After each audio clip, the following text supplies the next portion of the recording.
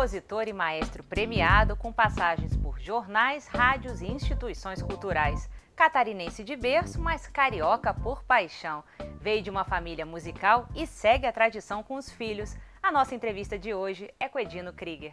Edino, você veio de uma família musical, mas quando começou realmente o seu interesse pela música? Olha, meu interesse pela música começou muito cedo, porque eu nasci ouvindo música, né? Meu pai era músico, ele era o mais velho de uma família de 16 irmãos, né?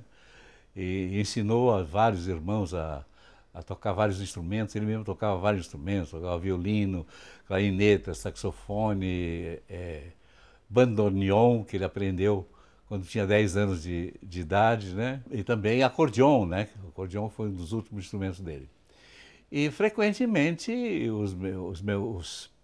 meu pai e meus tios, né, se reuniam e faziam música em família, enfim, né?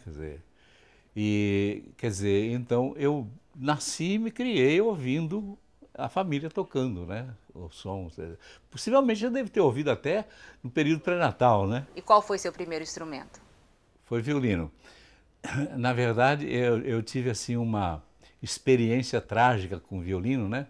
Porque eu tinha mais ou menos uns 4 anos de idade, né? Quando meu pai me deu de presente um violino. Ele verificou que eu tinha um certo interesse pela música, etc. e tal, e ele quis incentivar isso, né? Então ele me deu um pequeno violino, mas um violino de autor. Não era um violino de plástico, entende? Esse que a gente dá para criança destruir, né? Não, era um violino mesmo, né? Com a caixa bonita, com arco, etc. e tal. Me deu de presente o violino, né? Possivelmente no dia do aniversário meu, que tinha fazer 4 anos, coisa assim. E ele foi trabalhar, me deixou com o violino lá. E eu peguei aquele violino e eu achei que ele estava muito sujo, porque ele estava esbranquiçado, sabe, no tampo, né? Porque meu pai tinha passado resina no arco, né? E naturalmente tinha afinado o violino, as cordas e tal. E ficou aquele depósitozinho, aquele pozinho branco que a resina desprende, né, do arco, né? E eu achei que aquilo estava muito sujo. Eu peguei o violino, botei dentro de um tanque de lava-roupa da minha mãe, né? E esfreguei bem com uma escova de esfregar, enfim, a roupa. E lavei bem o violino e pendurei num pessegueiro, né, para secar, né? Quando meu pai chegou de noite, ele disse, então, e o violino? Eu disse, pai, estava muito sujo. E eu lavei o violino. Disse, como assim? Lavei, eu pendurei lá. Foi lá no pessegueiro, só estava o pescoço do violino, assim, pendurado na corda, né? E uma porção de canoas, assim, embaixo, porque tinha, evidentemente, descolado o violino todo, entortado com o sol. Enfim, foi meu primeiro contato com o violino, foi esse. Mas depois, mais tarde, quer dizer, eu já tinha 7 anos, estava morando em outra cidade, em Rio do Sul, no Alto da Serra, e eu sempre gostava muito de pegar os instrumentos, quer dizer, a casa via cheia de instrumentos, né? E pegava um violão e tal, e peguei o violino do meu pai, comecei atirei o pau no gato, coisa assim. Ele disse, não, eu vou te ensinar direito e tal. Aí ele realmente comprou um pequeno violino, e eu comecei realmente a aprender violino com meu pai. Agora, esse desejo do seu pai de te dar o violino é de te aproximar mais de uma música erudita do que de uma música popular? Sim, não, naturalmente, porque eu, inclusive, quer dizer, meu pai era também um músico popular, né? Quer dizer, os grupos de família, tudo, tocavam o quê? Tocavam seresta, choro, então tudo é música popular brasileira da época, né? Dos anos 30, né? E quando eu pegava o violão, né, ele me dizia assim, olha, não, violão não, sabe? Porque o violão é um instrumento mais, sabe, para a gente se divertir e fazer seresta e tal, entendeu? Mas tu tens que aprender um instrumento sério, fazer uma música séria, que é o violino. Então ele insistia muito. E o violão, sempre que eu pegava o violão, ele dizia assim, não, deixa o violão para lá, o violão é um instrumento. Havia na verdade, esse preconceito dos próprios músicos populares da época, né? Que o violão era só para diversão, né? E assim eu comecei a estudar violino com ele para ser um violinista de música séria, música clássica, né, claro. E como é que foi a chegada ao Rio de Janeiro? A minha chegada no Rio também foi meia tumultuada, porque eh, dos 8, 10 até os 14 anos, eu fazia concertos na minha cidade, né? Porque eu consegui chegar a tocar razoavelmente bem violino, né? Mesmo assim com essa pouca idade. Então eu tocava um repertório assim bastante interessante, tocava Moto Perpétuo Paganini, tocava Rondó de Mozart, tocava música de Dvorak, tocava uma fantasia do Guarani de Carlos Gomes, enfim, fazia bastante sucesso, né? E eu fiz um concerto beneficente em Florianópolis, no Teatro Álvaro de Carvalho, com uma pianista de Itajaí, né, que estudava no Conservatório Brasileiro de Música aqui no Rio. E o então governador de Santa Catarina, que era na época era Nereu Ramos, né, esteve lá com a mulher dele, que era, digamos assim, a primeira dama e que promovia aquele concerto beneficente e tal. E depois do concerto foi me visitar na coxia, né, no camarim, e me disse assim: você não gostaria de ir estudar no Rio de Janeiro? Eu disse: ah, sim, claro, governador. Se ele então me procura amanhã no Palácio, né, eu vou lhe dar uma bolsa de estudos. E realmente no dia seguinte eu fui com meu pai ao Palácio e ele me deu uma bolsa de estudos para estudar no Conservatório Brasileiro de Música do Rio de Janeiro. Eu fiz 15 anos no dia que cheguei aqui no Rio de Janeiro, né, em 1943, e aí fui me apresentar, fazer um teste no Conservatório Brasileiro de Música, né? E o professor de violino que me ouviu era um professor bem das antigas, bem, sabe, bem acadêmico, bem tradicional e tal. E aí ele disse: faça uma escala de sol maior em 5 oitavas. Aí, muito bem, eu sabia que era uma escala, sabia que era sol maior. Comecei a fazer a escala e tal. Quando cheguei no meio, ele disse assim: mudou de posição com o dedo errado. Pode recomeçar. E aí comecei a ficar nervoso. Faça um arpejo de não sei o que e tal. Aí eu tentei fazer. Ele disse: olha, você não sabe fazer uma escala direito, nem um arpejo direito, então vai começar no primeiro ano. Aí meu pai ficou vermelho, né?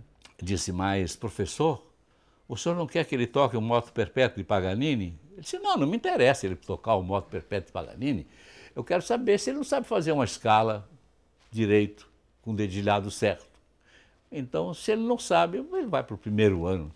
Aí meu pai disse assim: professor, eu trouxe meu filho aqui para aprender mais do que ele já sabe, e não para voltar a aprender, entende? O que o iniciante começa a aprender. Então, desculpe, mas eu vou levá-lo de volta para o meu estado, entende? Porque lá ele certamente vai poder progredir, porque aqui, para andar para trás, ele não fica no Rio de Janeiro. Ficou furioso. E o diretor do conservatório, Lourenço Fernandes, né, que era o grande compositor, que era o fundador do conservatório, ficou sabendo da história, aí me chamou com meu pai, né? Disse: olha, eu soube que houve um desentendimento e tal, mas olha, vamos fazer o seguinte: não, o rapaz não vai precisar voltar. Vamos combinar o seguinte: ele fica aqui um ano inteiro e vai estudar tudo aquilo que ele não estudou, da parte técnica, etc. No fim do ano, a gente faz uma nova prova e aí faz uma prova realmente de classificação. Tá bem assim? Disse meu pai: então assim, nesse tempo está certo. Então ele vai ficar, enfim, durante um ano e fazer uma prova. Realmente, no final do ano eu fiz a prova, aí fui classificado no 4º, 5º ano, sei lá, entende? Quer dizer, essa foi a minha entrada no Rio de Janeiro. E quando o senhor decidiu compor? Quando eu tocava, quer dizer, fazia concertos na minha cidade, etc., né? Muitas vezes passavam lá por lá artistas daqui do Rio, de São Paulo, enfim, fazendo concertos, né, na cidade. E sempre meu pai, depois do concerto dos artistas, me levava e me apresentava, isso aqui é meu filho, tal, que tá, violinista, já está aprendendo violino, assim, muito prazer e tal. Um desses artistas que passaram por lá foi o professor Kohlreuter, que era um flautista alemão, que tinha chegado há alguns anos da Europa, fugido do nazismo, etc. Estava no Rio de Janeiro, e ele era um bom flautista, era flautista da USB, e passou por lá fazendo um recital de flauta e harpa. E depois do concerto, meu pai me apresentou a ele. Quando eu cheguei no Conservatório de Música do Rio, de repente eu vi um anúncio na parede, um cartazete na parede, né? Curso livre de composição, professor H.J. Kohlreuter. Ele disse, esse é o professor que eu conheci lá na minha cidade. E de repente, por acaso, encontrei com ele no corredor. Aí me apresentei, ele disse, professor, olha, eu lhe conheci lá na minha cidade e tal. Ah, sim, sim, sim. Pois é, eu estou vendo aqui esse seu cartaz aqui do seu curso livre de composição. Sim, eu tenho um curso de composição. Aí eu não sei por quê, entende? De repente eu disse, eu gostaria de me inscrever no seu curso. Eu nunca tinha pensado em fazer composição, não é? Mas, enfim, foi uma coisa assim, uma intuição de momento, né? Ou a falta de assunto, sei lá, o que eu vou conversar com ele. Eu gostaria de me inscrever no seu curso. Ele disse, pois não, então olha, você já fez alguma composição? Aí eu tomei um susto, pensei, se eu disser para ele que eu nunca fiz nada, ele vai me dizer, então vai fazer, daqui a 3 anos me parece e tal. Aí eu disse, sim, já fiz alguma. Então ele disse assim, então amanhã, às tantas horas, você vai na sala tal, e me procura e traz o que você já fez. Aí eu quase morri, né? Porque o que eu ia fazer? Passei a noite inteira escrevendo, rabiscando qualquer coisa, né? Num papel pautado. E no dia seguinte cheguei lá, né? Com as folhas de papel e tal, e mostrei para ele. Ele olhou assim e disse, é isso que você fez até agora? Eu disse, é isso, professor. Eu disse, isso não é nada. Isso não é nada. Vamos começar do começo. E, na verdade, eu comecei com ele do começo, né? A estudar, enfim, toda a parte exatamente teórica, né? Da composição, né? Do contraponto, de como escrever uma melodia para ser cantos firmos, para fazer o contraponto, etc. Enfim, eu comecei do ABC realmente com ele. E aí passei 4, 5 anos estudando com ele, né? Até 1948. Quando eu recebi uma bolsa de estudos para os Estados Unidos. Compor é um ato solitário? Eu acho que quer dizer, eu nunca soube, por exemplo, eu sei que há compositores, enfim, sobretudo, quer dizer, eu acho que mais talvez na área da música popular, né, em que as pessoas se reúnem e cantarolam junto, e tem um processo de criação mais ou menos coletivo, né, às vezes tem 2 ou 3, né, que um faz a letra, outro inventa uma melodia, outro faz a segunda parte, etc. Mas nesse campo da música clássica, né, eu acho que é um ato solitário porque ele exige não somente assim, uma reflexão, né, quer dizer, de você inventar, como inclusive exige conhecimentos técnicos, né, de escrita, de como você escrever, conhecimentos de harmonia, de contraponto, etc., entende? E isso é um trabalho muito É como um escritor que escreve um livro, né? Geralmente é também um ato solitário, né? Quase todo ato criador em si é um ato solitário, né? Existe, evidentemente, a criação coletiva, né? Quer dizer, mas isso é um outro tipo de trabalho, né? De uma outra vertente da criação. O senhor organizou e dirigiu alguns festivais de música. Qual a importância dos festivais, principalmente para a música clássica, que é uma atividade tão solitária como o senhor colocou? Você sabe como é que nasceu a ideia desses festivais? Um jovem regente de um coro de empresa me procurou. Ele disse, olha, eu estou organizando um pequeno coro de empresa e evidentemente são pessoas que não sabem música e tal, e eu quero fazer um repertório para eles de música brasileira, mas coisas simples que eles possam cantar direito e tal. E eu disse para eles, olha, eu tenho tanto emprego, eu trabalho de manhã, de tarde, de noite, quase eu não vou ter tempo de fazer. Ele disse, não, inventa qualquer coisa, faz uma transcrição e tal. Aí eu fiz uma transcrição para vozes, né, de uma marcha-rancho que eu tinha feito para piano, com um tema, era um tema original de marcha-rancho, mas com um ritmo com a forma de fuga, um ritmo de marcha-rancho com a forma de fuga, que eu estava estudando fuga nessa época e tal, tal, tal. E eu fiz uma fuga para piano e tal. Eu peguei essa fuga e transformei numa fuga a 4 vozes, né, para piano, para coro, né. E aí precisava de um texto, né, precisava de uma letra para poder cantar e tal. E eu não me sentia em condições de letrar a minha própria fuga. Então eu comecei a procurar os poetas conhecidos meus, né, Jair Campos, Reinaldo Jardim, e não sei mais quem, e Vinícius de Moraes. E o primeiro que me retornou foi o Vinícius. E eu contei para ele, olha, Vinícius, eu fiz uma transcrição de uma marcha-rancho, sabe, em forma de fuga, né, para coro, e preciso de uma letra. Ele disse, olha, me faz uma gravação monstro aí, uma demo, em fita cassete na época, né, e me traz aqui. Aí eu levei a fita cassete para ele, a gente tocou lá na casa dele, ele morava ainda ali no Jardim Botânico, né, ele ouviu assim, eu disse, então, o que você acha, que dá pé? Ele disse, dá pé, deixa isso aqui comigo assim, daqui uns dias eu ligo para você. Tá bom, passou uns dias, né, ele me ligou assim, olha, eu fiz a letra, vem cá para você ouvir se gosta da letra. Aí ele botou a fita cassete para tocar e ele cantarolou a letra que ele fez, né? Que era muito bonita, era como sempre, né? Um tema de amor, né? Ele aproveitou a forma da fuga, né?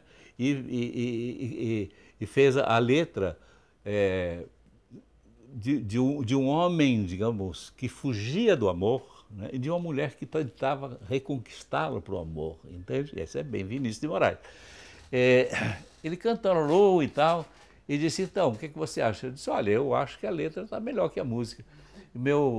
O meu amigo regente vai ficar muito feliz em poder cantar essa música com a letra do Vinícius de Moraes. Ele disse, mas antes eu vou inscrever essa música no próximo Festival Internacional da Canção, que era o segundo, que vai acontecer no Maracanãzinho daqui a um mês. Ele inscreveu, né, a música no festival com o nome de Fuga e Antifuga, né, e foi aprovada, né, a comissão aprovou para ser apresentada no festival, etc. E no dia do festival estava eu e o Vinícius descendo a rampa do Maracanãzinho de braços dados, né?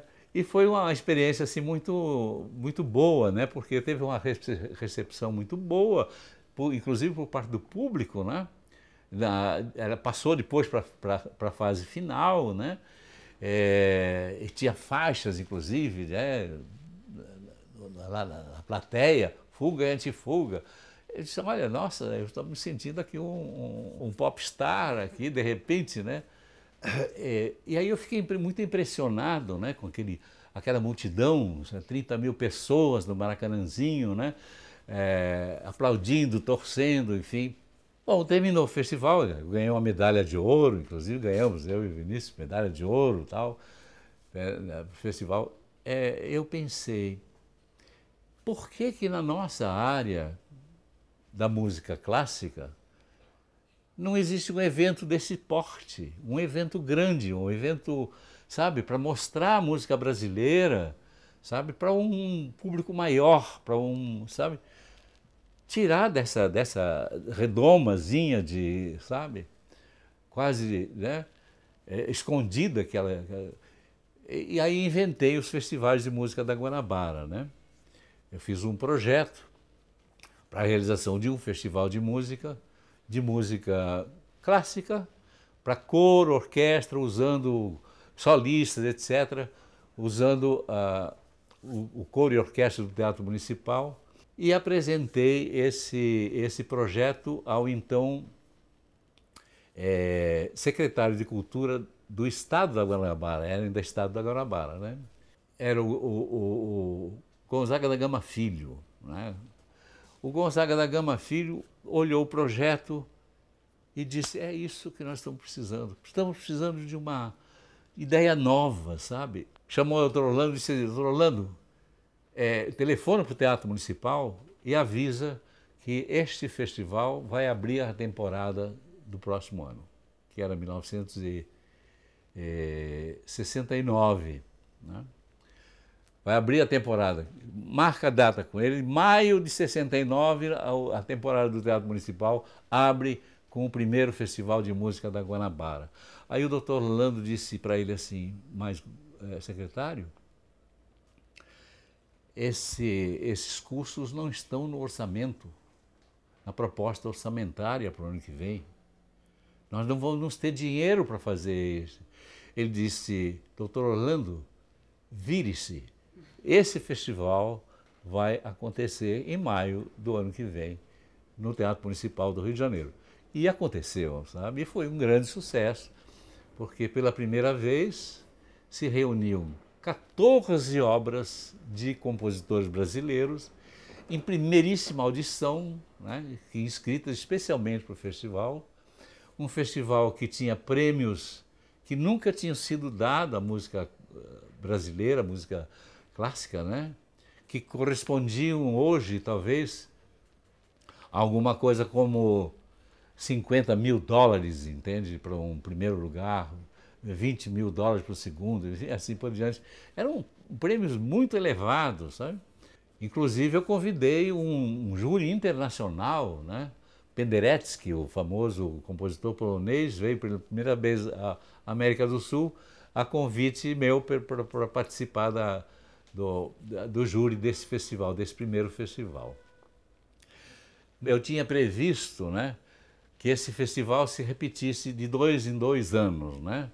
Ser um festival bienal, para dar tempo, né, de organizar, enfim, quer dizer, e difundir, inclusive.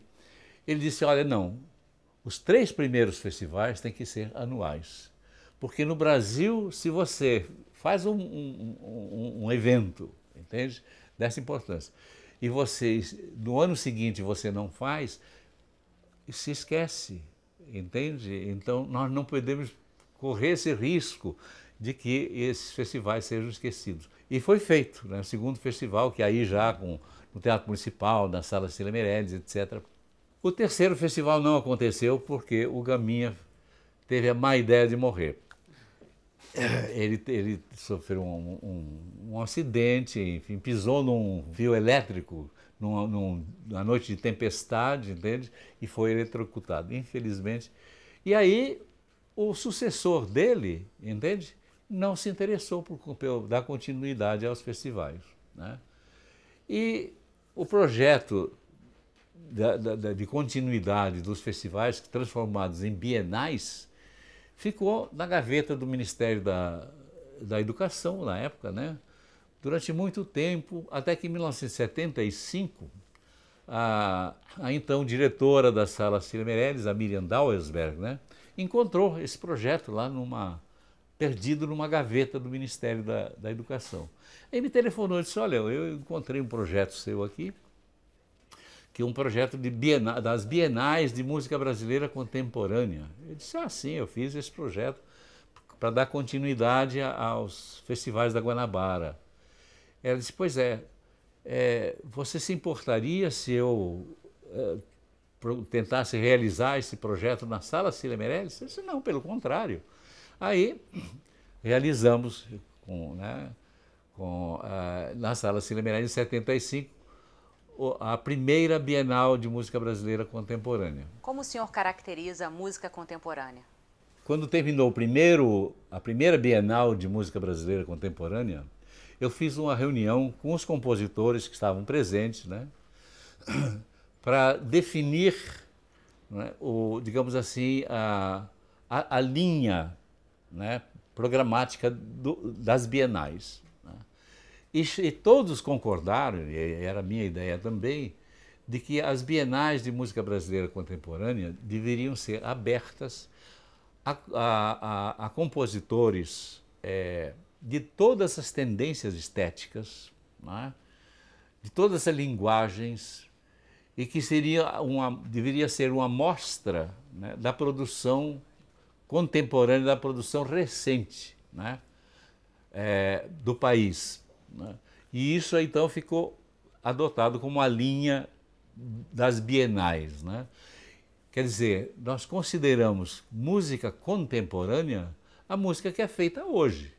Não importa se ela é serial, se ela é tonal, se ela é atonal, se ela é nacionalista, se ela é universalista, entende qual é a forma, que tipo de linguagem o compositor usa, não importa. Importa que ela seja representativa, né, da criação musical contemporânea no Brasil. E nisso as bienais brasileiras, elas se distinguem muito, por exemplo, dos festivais de música contemporânea na Europa, né, nos Estados Unidos.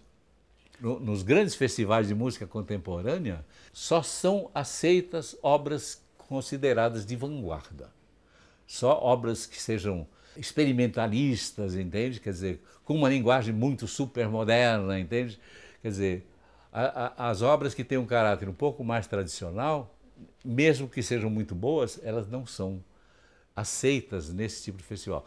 As nossas bienais, ao contrário, elas são uma amostragem, né, de toda a produção musical recente no Brasil. E qual o espaço que a música clássica tem no Brasil hoje em dia? A partir dos festivais da Guanabara, de 69 e 70, e depois das bienais, né, eu acho que a música contemporânea, de um modo geral, e a música brasileira, contemporânea brasileira em particular, ela conquistou, sim, um espaço bem mais representativo, sabe, na programação musical, das temporadas de música do Brasil todo, né? Eu me lembro que no primeiro festival de música da Guanabara, os músicos da orquestra, né, torciam o nariz para aquelas sonoridades novas, entende? Às vezes até com uma escrita diferente, que eles não conheciam, eles achavam aquilo, sabe, terrivelmente trabalhoso, enfim, entende? Quer dizer, tinham que ser instruídos de como produzir aquele tipo de som, etc. Tinha algumas obras que eram bastante avançadas como proposta, como experimentação, como linguagem, etc. A partir do segundo Festival de Música da Guanabara, né, eles já estavam mais familiarizados, né? Os próprios músicos já se interessaram mais pela música que estavam tocando e tal, né? E depois, quando terminou, nos anos seguintes, eles começavam a me perguntar, sim, quando vai ter o terceiro festival? E por que não continua, né? Enfim, quando começaram as bienais, né, uns anos mais tarde, 5 anos depois, os músicos, de um modo geral, já estavam muito mais receptivos, né, as linguagens novas da música contemporânea, enfim, entendeu?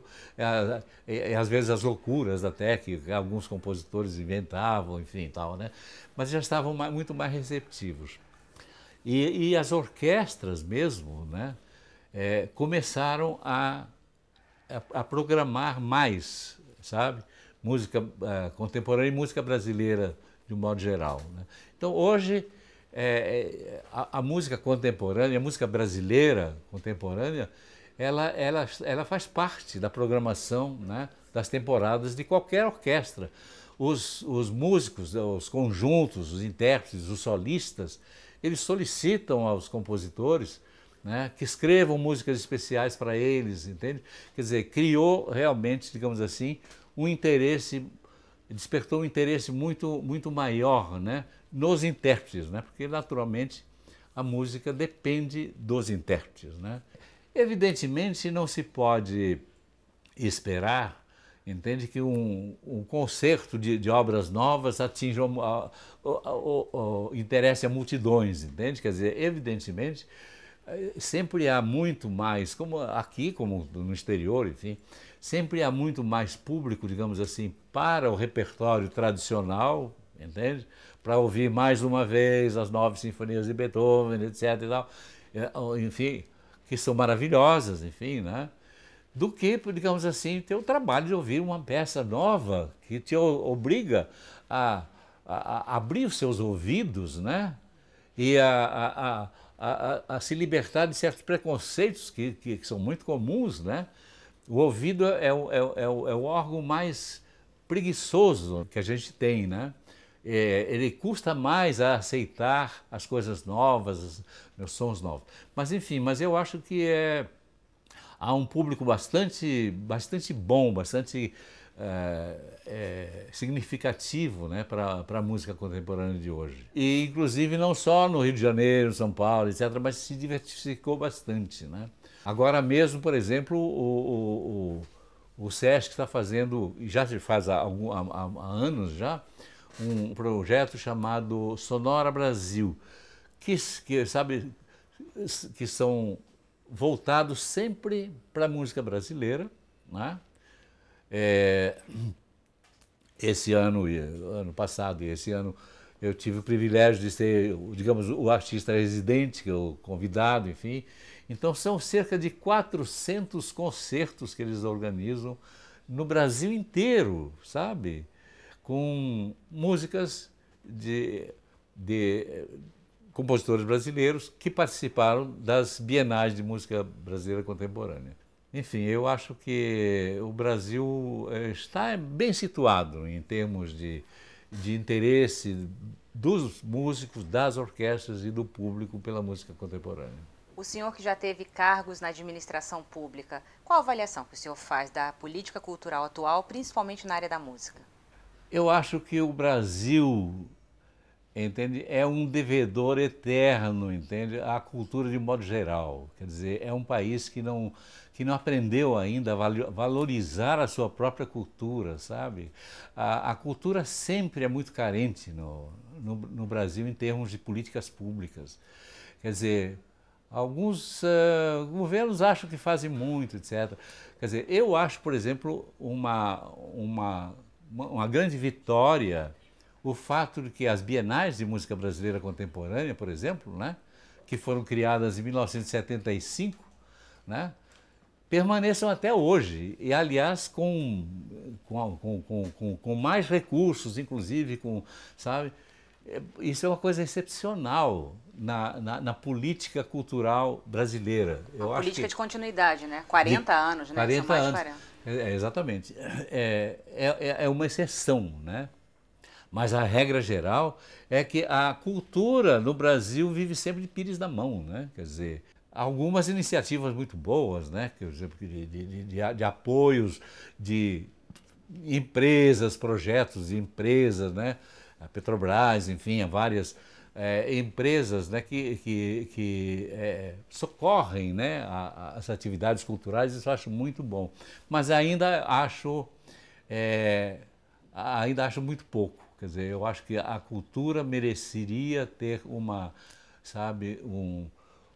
valorização maior, entende, por parte das políticas públicas no Brasil. Mas o senhor acha que é uma questão do orçamento da cultura ou de projetos? Não, mais orçamento para a cultura. Eu acho que a cultura é sempre muito pobre em matéria de orçamento, né?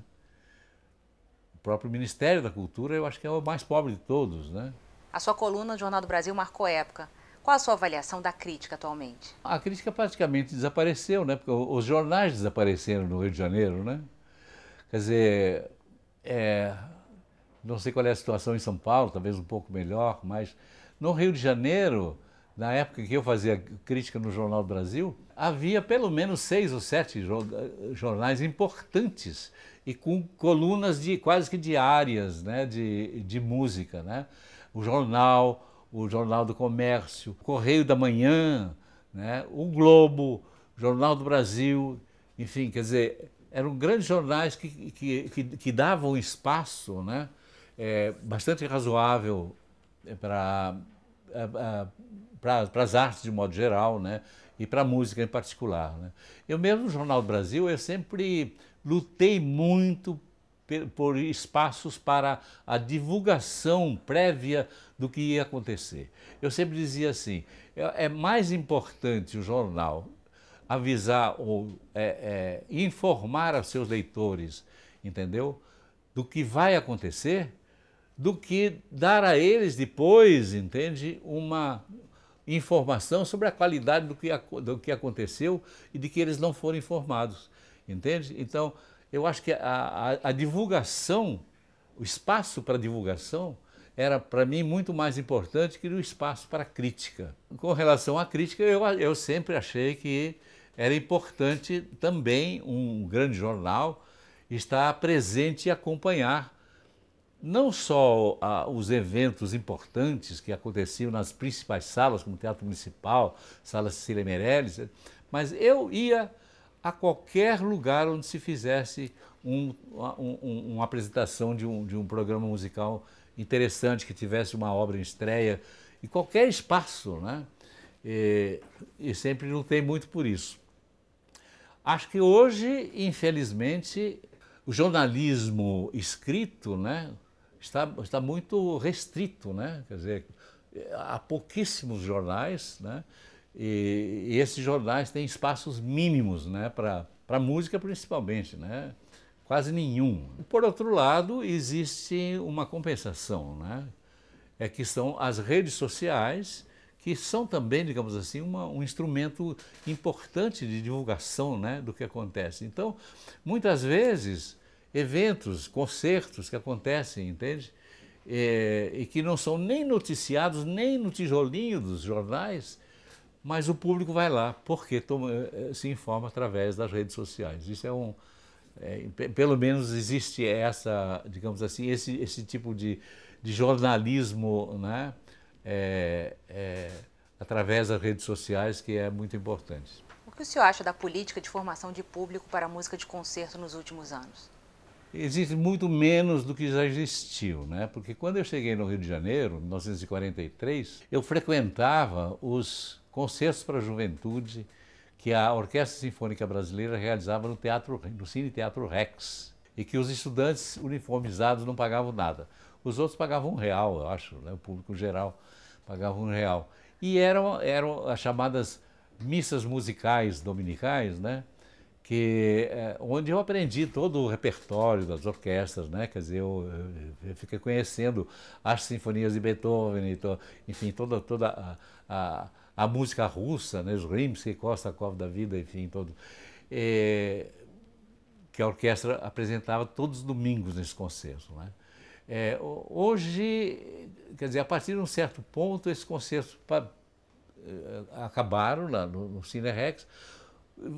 Houve tentativas de voltar. Atualmente no Teatro Municipal parece que se fazem também concertos aos domingos, etc. Mas eu acho que é digamos assim, uma área que é menos atendida atualmente, né? Eu acho que mais do que, digamos assim, fazer concertos para a formação de plateias, deveria dar mais atenção a um projeto que foi votado no Senado e que tornou obrigatória a música, a participação da música no currículo escolar, que não pegou até hoje, porque a execução desse projeto ficou a cargo das prefeituras. E os prefeitos não se interessam por isso, entende? Então, isso não aconteceu. Isso seria mais importante, que se pudesse levar a criança à prática da música, né? Não só a ouvir, mas a praticar, a pegar um instrumento, a tocar flauta doce, a tocar instrumentos de percussão, enfim, entendeu? Quer dizer, o fazer musical é o que realmente forma o público do futuro. A Venezuela, por exemplo, tem uma experiência fantástica com as orquestras jovens. O senhor acha que o Brasil poderia se espelhar nessa experiência? Na Venezuela houve um regente de orquestra, né? Que começou esse projeto, e esse projeto ele foi incorporado, né, digamos, a política governamental na área da música. Então ninguém se elege na Venezuela se não mostrar que apoia esse projeto das orquestras, né? Que eu estive lá e inclusive escrevi no Jornal do Brasil uma página inteira sobre isso. É um projeto fantástico, né? Que é um projeto multiplicador e que forma não somente músicos, né? Inclusive um dos regentes jovens agora de maior sucesso, que é o regente jovem que é egresso desse projeto, que é o Gustavo Dudamel, né? Mas ele também garante exatamente, entende? Quer dizer, envolve toda a sociedade, todo o público, né? Os pais dos jovens, etc. E isso representa sabe, um público novo para os concertos, né, das orquestras. Um projeto desse seria fácil de ser implantado no Brasil, né? Algumas iniciativas isoladas, né? Por exemplo, a iniciativa do projeto do Aço Clássico, né? Aqui de Volta Redonda, aqui no estado do Rio, que é um projeto dessa linha, entende? Mas é uma coisa só local, né? Isso teria que ser realmente multiplicado, teria que ter essa estrutura que tem, entende? Porque lá é uma estrutura federal. É o Ministério da Cultura da Venezuela que dá apoio a esse projeto, entende? Então, disseminou para o projeto pelo Brasil inteiro. No Recife há também um projeto muito bom e que forma jovens também de instrumentos de cordas, etc., e que fazem concertos. Eu assisti um concerto deles, era um negócio impressionante, né? Quer dizer, em São Paulo também há um projeto desse. Em São Paulo há mais do que um. Mas não há, digamos assim, uma estrutura nacional para esse projeto, entende? São projetos isolados que são muito bons, mas eles podiam ser, digamos assim, desenvolvidos em escala nacional, em todos os lugares, né? Como o senhor bem colocou, não existe um estímulo à produção musical e à formação de plateia. E a renovação musical fica dependendo de uma atitude quase que pessoal do músico. O senhor sempre foi um grande batalhador pelas condições de trabalho dos músicos. Como esse profissional da música pode ser mais valorizado? Em primeiro lugar, por um aumento das oportunidades, né? Porque, evidentemente, existem, digamos assim, as orquestras que absorvem, enfim, uma grande parte dos profissionais, né? Se bem que o Brasil é um país continental, né? E que tem um número muito menor de orquestras, né? Do que pequenos países da Europa, onde às vezes cidades de 30, 40 mil habitantes têm uma senhora orquestra sinfônica, entende? No Brasil são ainda muito pouco numerosas as orquestras que têm que ser mantidas pelo poder público. A Orquestra Sinfônica Brasileira é uma orquestra particular que se mantém, tudo bem, mas isso é um exemplo isolado, né? Deveria haver pelo menos uma orquestra sinfônica em cada capital brasileira, né? Isso não acontece. Mas, enfim, eu acho que é uma questão um programa de governo, um programa de Estado também, né? Quer dizer, valorizar muito mais essa área que é vista como, ainda é muito vista como, digamos assim, uma diversão para, sabe, pessoas né? De alta cultura, etc. Não é, entende? A música, o contato com a música, entendeu? É importante não só para quem, digamos assim, aprecia Beethoven, etc., mas para a formação, entende? Pessoal, espiritual da pessoa humana. O contato com a música está provado, isso já desde os gregos antigos, né? que é fundamental, que é importante, né? Como foi a experiência de compor para o cinema? O professor Kohlreuter, ele costumava dizer o seguinte para os alunos, entende? Sempre que vocês tiverem a oportunidade de ter um papel pautado, um lápis e uma borracha na mão, entende? E ser obrigados a fazer alguma música, façam, porque isso aí, entende? É uma maneira de vocês aprenderem, entendeu? Com a prática, né? Então, não recusem nada, né? E ele estimulava que a gente participasse de tudo quanto é concurso de composição, a gente não ganhava prêmio nenhum, mas isso não interessava eles. O importante é você trabalhar, ter o papel de música, lápis e fazer as suas bolinhas. Então, frequentemente eu fui convidado, né, a fazer trilhas sonoras para cigarros, e inclusive para cinema, né? Eu fiz, por exemplo, a primeira experiência foi exatamente um filme que o Kohreuter foi convidado a fazer, a trilha, né? E ele convidou a mim e o Guerra Peixe para dividirmos a trilha do filme, né? Foi a primeira experiência que eu tive quando estudava com ele ainda, né? Depois disso eu compus música para vários filmes, inclusive os primeiros filmes, os Trapalhões, né? Tem trilhas minhas, né? Os 3 primeiros filmes, quando os Trapalhões não eram ainda assim, digamos, aquele grande sucesso de bilheteria, eles não eram ainda ricos, né?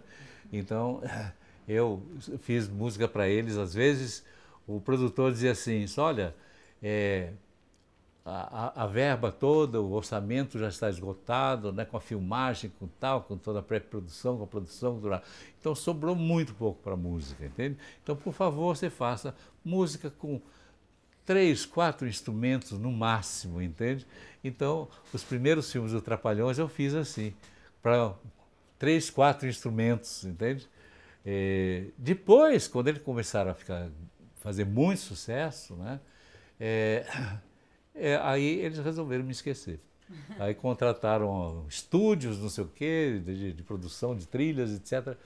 Mas, enfim, mas foi sempre uma experiência muito valiosa para mim, né? Como maneira de aprender mais, né? Inclusive com as trilhas que eu fiz para cinema, para televisão, para rádio, etc. Né? A minha última experiência que eu fiz com o filme foi no ano 2000, quando o Geraldo Santos Pereira, o cineasta mineiro, né, me convidou para fazer a trilha do filme O Aleijadinho, que é um belíssimo filme, né, que ele rodou lá em Minas, né, em Ouro Preto mesmo, né.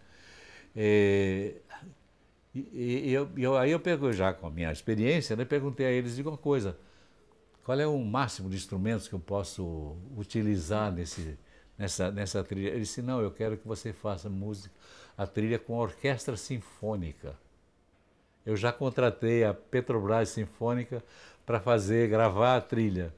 Então, quer dizer, foi, digamos assim, o auge da minha carreira foi poder fazer uma trilha para uma orquestra sinfônica, que aliás, é um filme que eu recomendo porque é muito bonito esse filme, o Aleijadinho, do Geraldo Pereira dos Santos. Os seus filhos também seguiram pela música. Não vou nem perguntar se o senhor os influenciou, mas como o senhor vê isso? Eu não vou dizer que eu estimulei, não, sabe? Porque eu sempre me lembro de uma história de uma mãe que levou um filho para estudar violoncelo com o então grande violoncelista e professor Iberê Gomes Grosso, que eu conheci bem e tal, tocou até músicas minhas, etc. O Iberê Gomes Grosso era professor da Escola de Música da FRJ e chegou lá uma senhora com um filho de 8, 10 anos e disse, olha, meu filho é seu fã, entende? Ele admira muito e tal. E ele quer estudar violoncelo porque ele quer tocar como o senhor. E eu gostaria de saber se o senhor se disporia, enfim, a dar aulas para ele e tal. Ele virou-se para a mãe do garoto e disse assim, minha senhora, a senhora gosta do seu filho? Evidentemente, ó. Então não faça isso com ele. Não faça o menino estudar música, minha senhora. Manda ele estudar medicina, engenharia, sabe, direito, que são carreiras muito mais proveitosas, muito melhores, sabe. Não faça ele estudar música, não. Ela saiu de lá horrorizada, mas não sei se ele estudou ou não violoncelo. Mas então, eu sempre me lembro disso. Os meus filhos aqui sempre ouviram de tudo, né? Quer dizer, a gente ouvia discos de música clássica e tal, e também muita música popular, porque eu sou filho de um músico popular, né? Meu pai fazia música popular. Eu gosto muito da música popular brasileira, boa música popular brasileira, sobretudo, né? Eu mesmo, quando aprendi um pouco a tocar violão, etc., eu gostava de cantar as músicas de Noel, de Caymmi, etc., né? Quando eu estudava em Londres, eu era conhecido como o moço do violão. Participava das reuniões de brasileiros lá tocando, cantando Noel e Caymmi e tal. Então, eles sempre tiveram assim acesso, entendeu? A todo tipo de música, né? E eles escolheram essa vertente da música, né? Por uma deliberação, por uma escolha própria deles, pessoal, né? Todos três, inclusive estudaram estudaram na escola de música da ProArte, enfim, tiveram uma formação teórica, enfim, tal. Começaram a estudar piano, né? E abandonaram, depois passaram para o violão. E, os dois mais velhos, Fernando e Eduardo, participaram do coro infantil do Teatro Municipal, né? Chegaram a participar da encenação de uma ópera de Benjamin Britten, né? Enfim, tiveram, digamos assim, essas opções, né? Para a sorte deles, eles não escolheram a área da música clássica, que é a mais difícil, né? E escolheram a área da música popular, estão se dando muito bem, felizmente. Além da presença da família na música, qual o legado que o senhor pretende deixar? Eu pretendo deixar como legado, digamos assim, uma vida de uma pessoa honesta, entende? Interessada nas coisas de que esse país precisa, né? E que não desiste de acreditar que um dia a gente vai chegar lá, não é? Enfim, é esse o único legado que eu posso deixar, porque o resto é de uma pobreza total. E as suas composições, né? O senhor Sim, continua compondo? Não, infelizmente não, porque eu estou com um problema de vista, né? Isso aí, evidentemente, é o tributo que eu tenho que pagar à minha pouca idade, né? Meus 86 anos. Enfim, alguma coisa você tem que pagar, né? E para mim o preço foi não estar vendo direito os seus olhos, né? Eu tenho que olhar para cima para ver que você tem os olhos bonitos. Tá bom, olha, Dino, foi um prazer Prazer entrevistá-lo, uma meu. honra. Muito obrigado.